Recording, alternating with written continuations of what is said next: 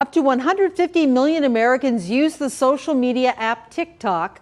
Today, its CEO testified before members of Congress. He told lawmakers the popular video sharing platform is not a national security threat. He argued its parent company ByteDance is not controlled by the Chinese government, but it's clear lawmakers on both sides are concerned about China's ability to access user data and what's being done to protect Americans who use the popular app. Lawmakers are considering banning TikTok out of fears China might use it for spying. Question is, do any ByteDance employees in China, including engineers, currently have access to U.S. data? Congressman, I would appreciate this. This is a complex topic. Today, all data is stored by default. No, it's not that complex. Yes or no, do they have access to user data?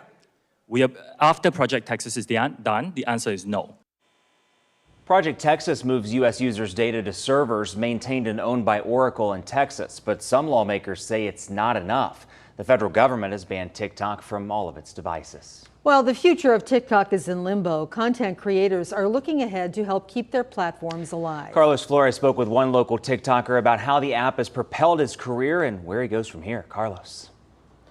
Aaron, millions of people use TikTok every single day, and that means millions of people make a living off the app and are keeping close eyes on what's happening in Washington. Now, one upstate TikToker tells me the app has opened new doors for him and says it's more than just dances, it's a community.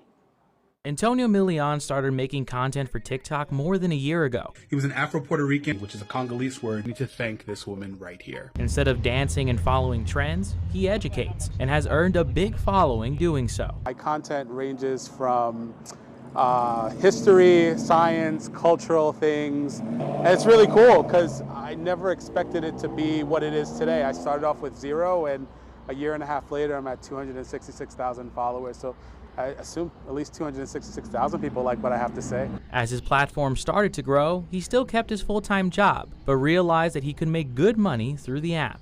This is serious.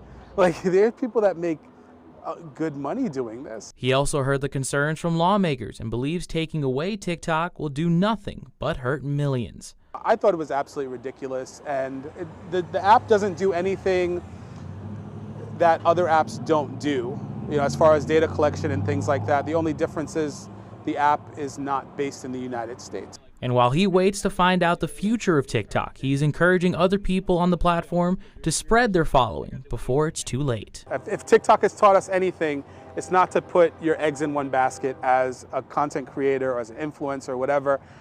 You always want to diversify. Now, Milian says that he's already increasing his following on Instagram and has added more than 55,000 followers in the past week. He believes that TikTok will make it through this rough time, but he believes you don't just lose 150 million people on the platform without a fight. Aaron, back to you.